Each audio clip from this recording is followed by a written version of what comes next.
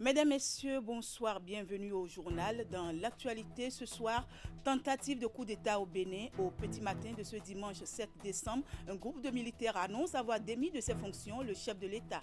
Mais rien n'y fit, Patrice Talon est sain et sauf. Le ministre de l'Intérieur et de la Sécurité publique a fait une déclaration officielle sur la chaîne nationale. Vous suivrez dans un instant un extrait de sa déclaration.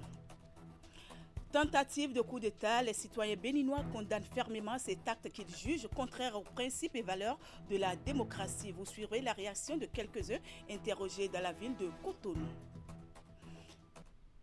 Et puis la plateforme Jeunesse Wadaï, c'est désormais le nom que porte le mouvement Jeunesse Wadaï qui change de nom. Ce regroupement national par excellence de la jeunesse de la mouvance présidentielle a été porté sur les fonds baptismaux ce samedi à Calavé. Sous le patronage de Laurent Zomaï, cette plateforme se dit plus que jamais engagée à soutenir Romuald Wadaï, candidat de la mouvance à l'élection présidentielle d'avril 2026. Le compte-rendu à suivre en cours d'édition. À nouveau, bonsoir et merci de nous rejoindre sur Canal 3 Bénin. Tentative de coup d'État au Bénin, un groupe de militaires a annoncé dans la matinée de ce dimanche 7 décembre 2025 avoir démis de ses fonctions le chef de l'État, Patrice Talon. Mais plus de peur que de mal, le président de la République est en toute sécurité. Le ministre de l'Intérieur et de la Sécurité publique a fait une déclaration officielle sur la chaîne nationale. Écoutez ici un extrait de sa déclaration.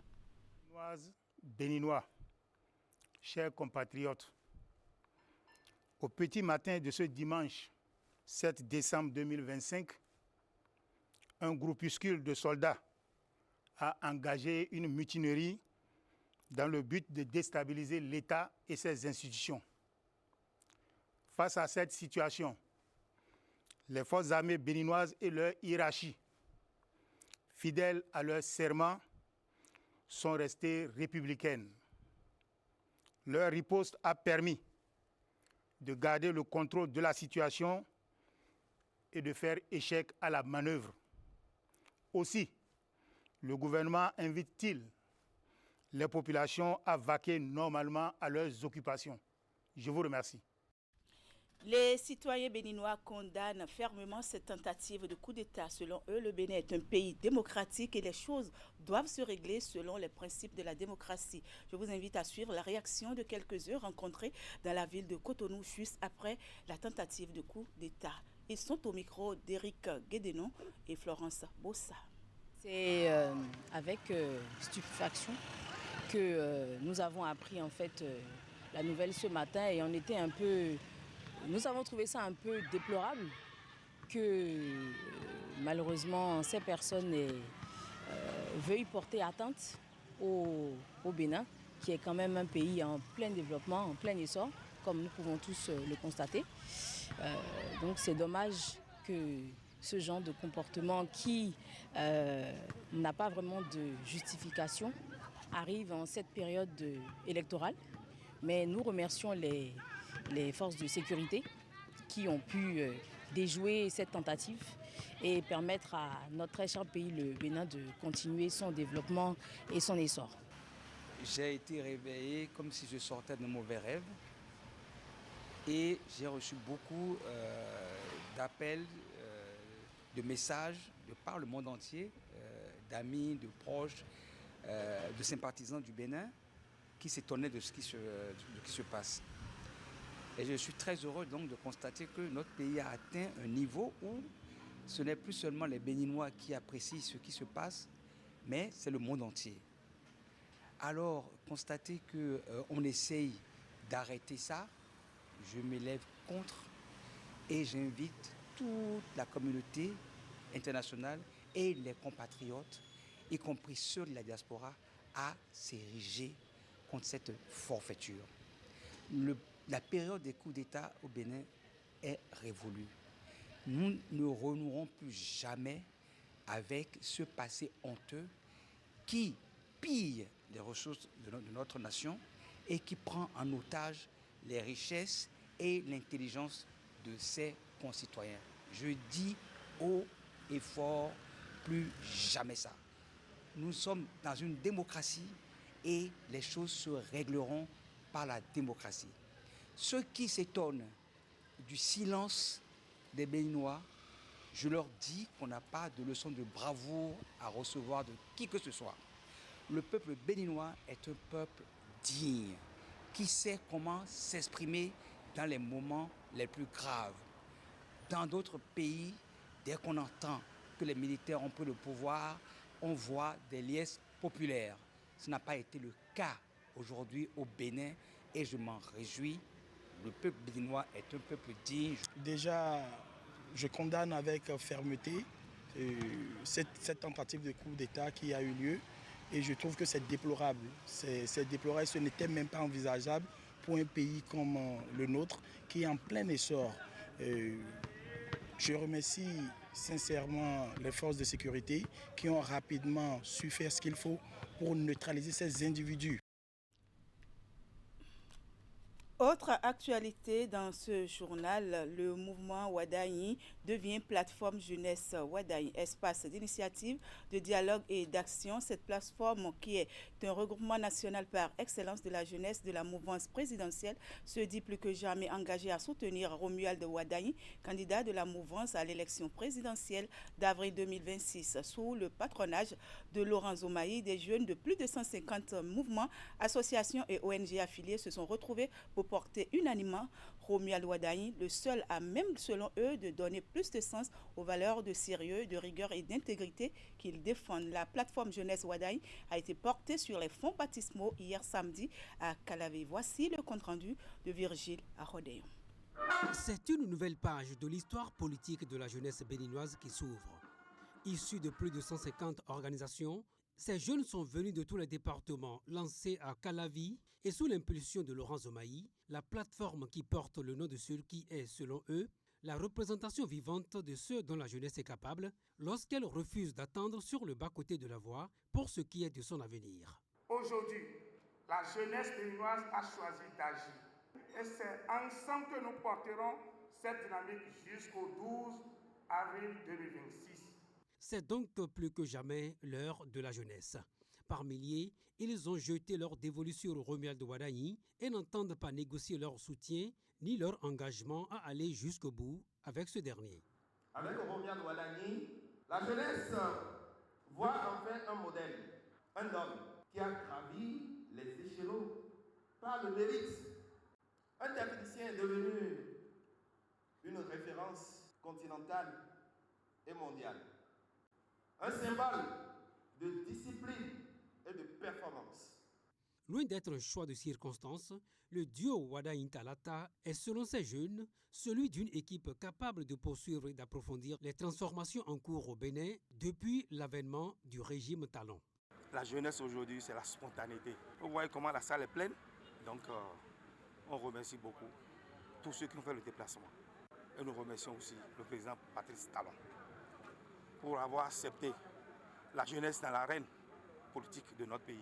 Et nous devons en être fiers que le président de la République et les différents partis politiques ont choisi, ont opté pour notre jeune, représente le jeune premier que j'appelle désormais Wadayi. L'initiative mérite d'être soutenue. C'est ça qui m'a poussé en tant que jeune dans la tête de venir les soutenir, encore que l'initiateur n'est rien d'autre qu'un jeune dynamique que je soutenais depuis des années. À partir de ce lancement officiel, la plateforme jeunesse Wadayi quitte le stade de préparation pour amorcer la phase active. Laurent Zomaï dit les attendre dans les tout prochains jours sur le terrain, dans les communes, les arrondissements et les quartiers, pour porter le message d'un rassemblement massif en faveur de la victoire de Romuald Wadayi. Et puis, dans le département de la Donga, le centre Saint-Ambroise de Djougou a abrité une séance de vulgarisation des recommandations du séminaire sur le rôle des confessions religieuses pour des élections apaisées en 2026. C'est une initiative du cadre de concertation des confessions religieuses qui entend mettre à contribution les autres leaders religieux pour préserver la paix avant, pendant et après les élections générales de 2026. Le reportage avec Abdou Sarabi Idrissou. Nous n'allons pas permettre à ce que quelqu'un vienne nous le détruire ici. Autour de cette table, les membres du bureau exécutif du cadre de concertation des confessions religieuses, CCCR, unis par le même idéal, celui de la préservation de la paix avant, Pendant et après les élections de 2026, il vulgarise des résolutions et recommandations visant à promouvoir les valeurs éthiques et morales. Nous, en tant que confession religieuse, nous avons décidé d'accompagner les acteurs de ces élections, la Sénat, la Cour constitutionnelle, les partis politiques, à adopter un comportement décent, un comportement digne de ce nom, d'un bon citoyen. Il n'est pas question pour nous religieux de nous mettre dans les rues pour marcher, d'organiser l'insurrection populaire. De même, nous exhortons le candidat qui sera élu président de la République en 2026, autant que faire se peut, à former un gouvernement d'union nationale. Cette démarche préventive s'inscrit dans l'engagement du CCCR à œuvrer pour l'unité nationale. Le Bénin est seul et indivisible, comme on le dit. Du nord au sud, de l'est à l'ouest, nous sommes les mêmes. N'importe quel bord politique, nous sommes les mêmes. Après, on va se retrouver. Il ne faut pas aller au vote avec bâton en main. Il ne faut pas avoir pistolet dans la poche en allant au vote. Il ne faut pas aller au vote en montrant qu'on est fou. Le préfet compte sur votre sens religieux, votre autorité pour pouvoir sensibiliser, comme cela se doit, vos fidèles. Le CCCR prévoit de rencontrer les différents partis politiques retenus pour leur soumettre une charte de bonne conduite.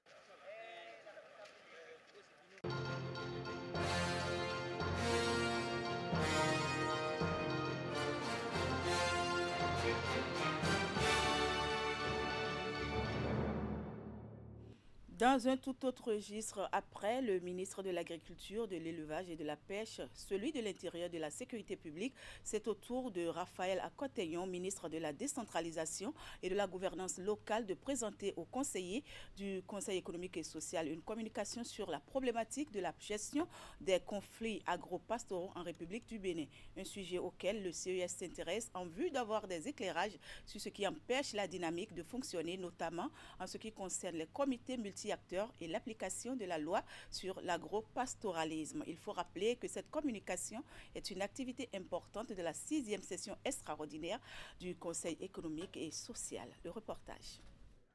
Cette communication, jugée importante et riche par le président du Conseil économique et social, a éclairé la lanterne des conseillers sur les enjeux de la gouvernance territoriale des conflits agropastoraux en République du Bénin. Les éléments présentés ce matin renforcent notre compréhension des dynamiques institutionnelles, des défis opérationnels et des efforts déployés par le gouvernement sur le terrain. Le Conseil économique et social s'est autosaisi de la question relative à la gestion des conflits agropastoraux au Bénin en raison non seulement de son importance, mais aussi et surtout de ses implications quant à la cohabitation entre éleveurs et agriculteurs. Dans sa communication, le ministre de la Décentralisation et de la Gouvernance locale est revenu sur les raisons des dysfonctionnements relevés dans la gestion des conflits liés à l'agropastoralisme, notamment la participation des élus locaux dans le règlement des problèmes. Il s'agissait de l'engagement des élus locaux dans la résolution des problèmes de leur territoire, leur disponibilité, leur engagement, et qui se trouve par moments émoussés ou freinés par les problèmes de motivation que nous nous employons à régler. Dans le cadre de la résolution des conflits liés à l'agropastoralisme, il y a la mise sur pied, la création et le fonctionnement des comités multi-acteurs dans nos villages, dans nos arrondissements et communes. Nous avons compris que ces comités-là étaient très importants dans la gestion des conflits agropastoraux. Mais la difficulté, c'est que ces comités ne sont pas mis en place dans toutes les communes. Le ministre est aussi revenu sur les difficultés liées à l'application de la loi sur l'agropastoralisme. Pour le président du Conseil économique et social, ces éclairages constituent une base solide destinée à nourrir les réflexions du CES et orienter ses travaux pour la prise de recommandations adaptées aux réalités locales. Conrad Baguidi a souhaité par ailleurs que la présente concertation se poursuive et se renforce suivant l'esprit de collaboration avec les autres institutions consacrées par la loi organique du Conseil économique et social. On s'intéresse maintenant aux enseignants de mathématiques et de physique, chimie, technologie des lycées et collèges qui sont outillés sur les pratiques pédagogiques dans certaines notions de leur discipline. L'initiative est mise en œuvre pour la deuxième fois après l'expérience réussie de l'année écoulée 2024. 7040 professeurs renforcent leurs capacités au plan national dans le cadre de cette session. Et pour s'assurer que tout se passe bien, la ministre des Enseignements secondaires et techniques est descendue vendredi dernier au CEG 1 à Bomé-Calavi, qui constitue l'un des centres de l'Atlantique. William Clécan et Rachidi Soubirou pour le point. La ministre de tutelle effectue la descente de constatation du déroulement sans anicroche de cette session de renforcement de capacité au Collège d'enseignement général 1 à Bomé-Calavi. La formation a lieu grâce à la politique de promotion et de valorisation des matières scientifiques mise en œuvre par le gouvernement. Elle couvre tous les enseignants de mathématiques et de physique, chimie et technologie des établissements secondaires du Bénin. 3 992 professeurs des maths et 3 048 de PCT organisés en 3 vagues de formation dans un programme étalé sur plusieurs jours en bénéficient. Les thématiques ont trait globalement à la trigonométrie, à la probabilité.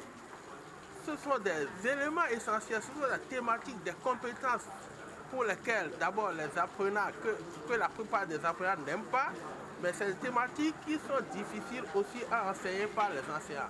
Et c'est des thématiques qu'eux-mêmes ils ont identifiées et pour lesquelles des modules ont été élaborés, ils sont en train d'être formés. Nous remercions le gouvernement à travers la dette qui a décidé de soutenir l'enseignement des mathématiques et les sciences physiques pour quand même booster le développement de notre pays. L'année scolaire dernière, cette formation désormais voulue pérenne était exclusivement réservée aux aspirants au métier d'enseignant. C'est au regard de son impact qualitatif sur les rendements des apprenants au bilan que le gouvernement a généralisé l'initiative cette fois. Elle est utile par rapport au contenu qu'on développe, par rapport à la qualité de nos formateurs, tout. C'est très utile parce que ça nous permettra de mieux rendre sur le terrain. C'est un rendez-vous de donner et de recevoir.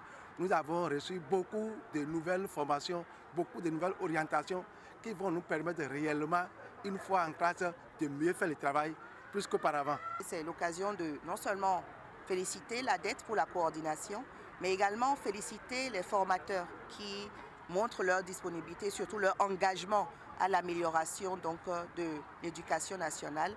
Et je voudrais demander à tous les enseignants qui participent à ces formations beaucoup d'assiduité.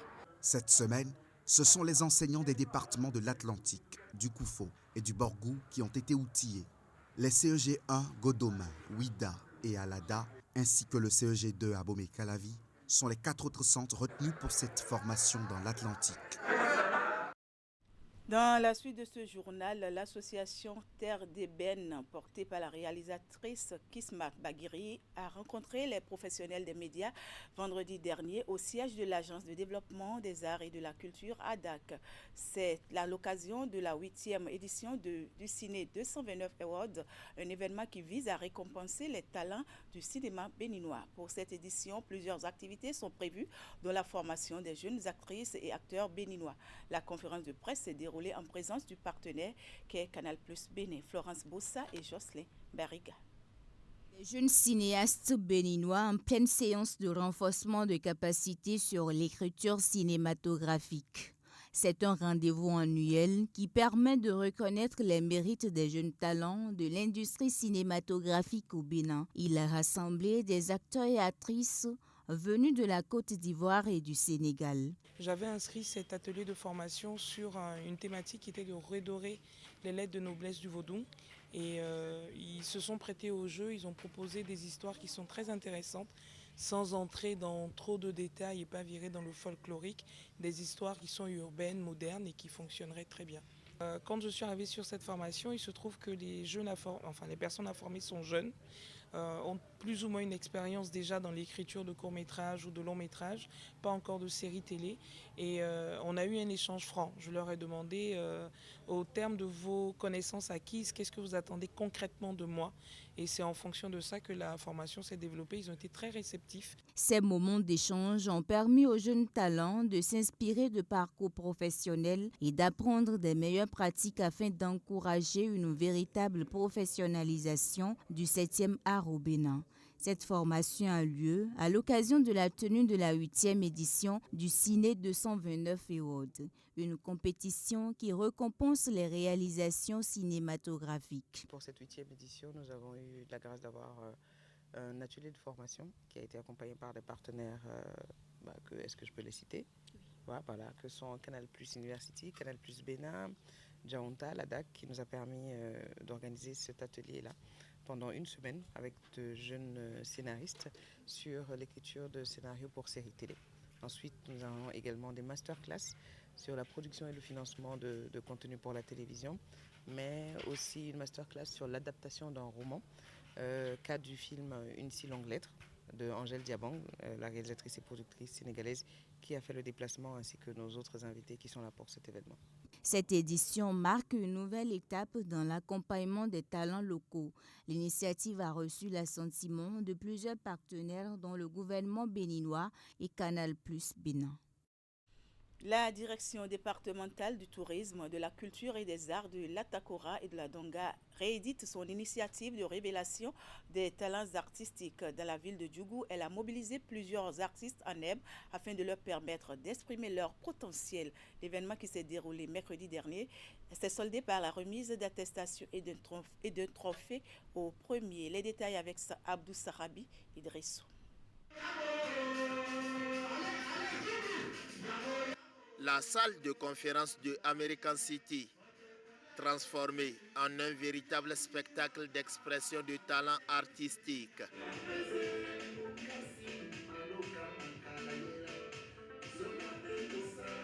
L'édition 2025 du Podium des artistes en herbe démarre en beauté avec des démonstrations aussi riches que variées.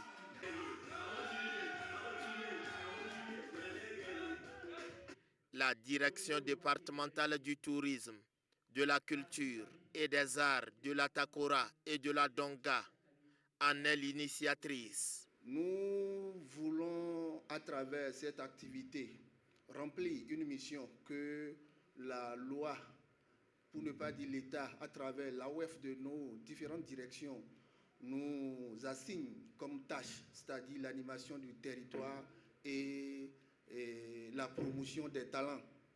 C'est pourquoi vous aurez constaté que cette année, on a dicté un principe, pour ne pas dire un critère de sélection.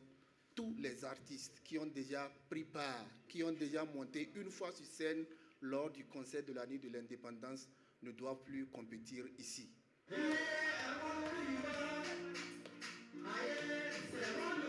Le public n'a pas tardé à se laisser emporter par l'ambiance jubilatoire créée par certains artistes. Le jury assermenté a veillé au grain, évaluant avec minutie les prestations.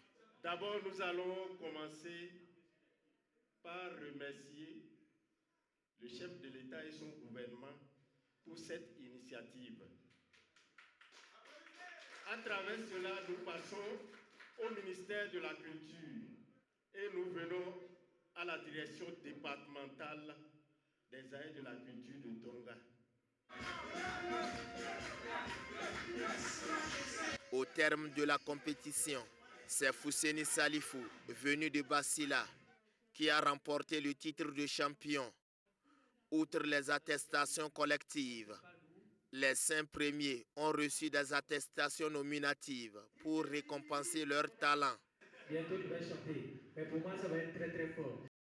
Retour à Cotonou, 20 ans déjà que la Fédération des Églises chrétiennes évangéliques du Bénin a vu le jour.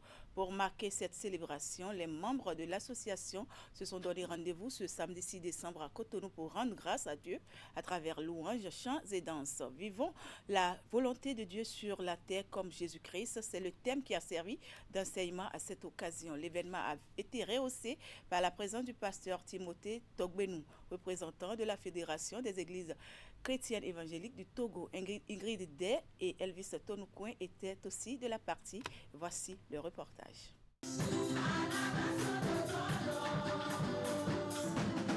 Vêtus du tissu choisi pour la circonstance, ces fidèles de la Fédération des Églises chrétiennes évangéliques du Bénin rendent grâce à Dieu pour les 20 ans d'existence de leur association.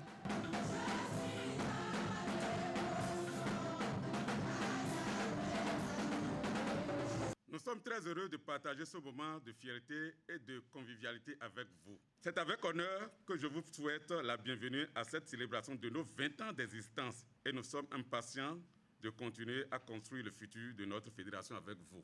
Moment de fierté, de prière et d'adoration, cette célébration a permis au révérend pasteur en charge de cette fédération de revenir sur ses ambitions. Les objectifs, c'est de nous faire connaître parce que ça fait 20 ans que la FIEC existe en France. Donc le siège est là-bas. C'est dans 32 pays, dont le nôtre. Donc notre credo, c'est de tout faire pour partager l'évangile sans compromis. La célébration des noces de porcelaine de la Fédération des Églises chrétiennes évangéliques du Bénin est placée sous le thème « Vivons la volonté de Dieu sur la terre comme Jésus-Christ », tiré de Jean chapitre 4, versets 29 à 42. Un texte biblique sur lequel s'est focalisé l'enseignement du pasteur Timothée Togbenou, représentant de la Fédération des Églises chrétiennes évangéliques du Togo et l'invité de cet événement. Ma prière donc est que les idéaux qui rassemblent diverses dénominations et divers serviteurs servants de l'Éternel dans la FEC, que ces idéaux, le Seigneur vous donne de pouvoir les atteindre. Beaucoup de défis nous attendent dans nos pays africains, en particulier au Bénin. Au nombre des différents défis, il y a celui d'être sel et lumière au Bénin. La célébration des 20 ans d'existence de la Fédération des Églises chrétiennes évangéliques du Bénin ne s'arrête pas à ce rendez-vous. Une convention prévue du 26 au 28 décembre 2025 à Bovier, à Baou, dans le département de l'Atlantique, et un don à l'orphelinat de la localité viendront mettre fin aux manifestations. On va finir avec les guépards du Bénin, fraîchement sacrés champions de la zone UFOA-B, qui ont retrouvé Cotonou vendredi dernier sous des acclamations. Une victoire arrachée au bout du suspense qui confirme l'émergence d'une génération prête à porter haut les couleurs nationales. Retour sur un accueil triomphal avec nos reporters sur place. Après leur sacre au pays des hommes intègres, les guépards scolaires ont atterri à l'aéroport Bernardin-Ganti de Cotonou. Ils sont ensuite convoyés vers le stade général Mathieu Kérékou, où ils sont accueillis sous les applaudissements et les chants des supporters. Dans la foulée, ils reçoivent les honneurs dus à leur rang de champions.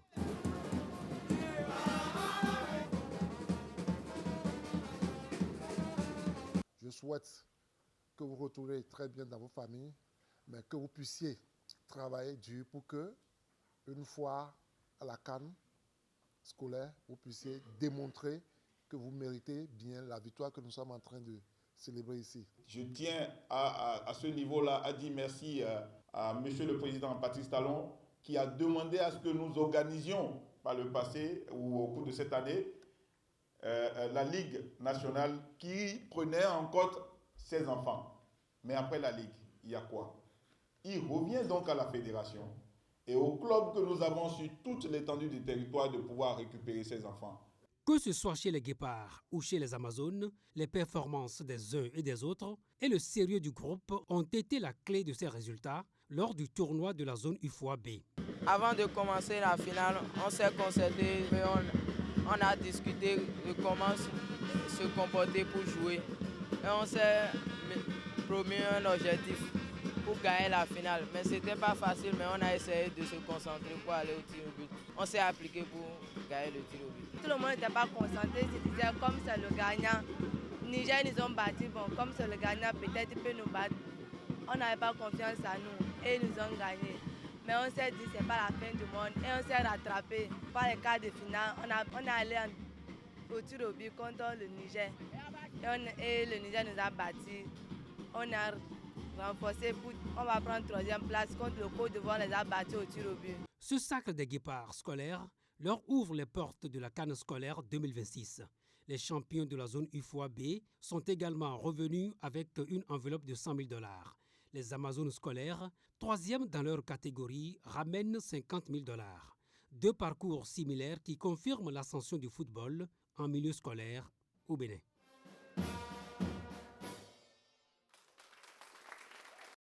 Bien, mesdames, messieurs, ainsi s'achève cette édition. Merci pour l'attention. Merci également à toute l'équipe de préparation, de réalisation et de diffusion. Je vous souhaite une belle soirée et un excellent début de semaine en compagnie des programmes de Canal 3 Bénin. Prenez soin de vous et à bientôt.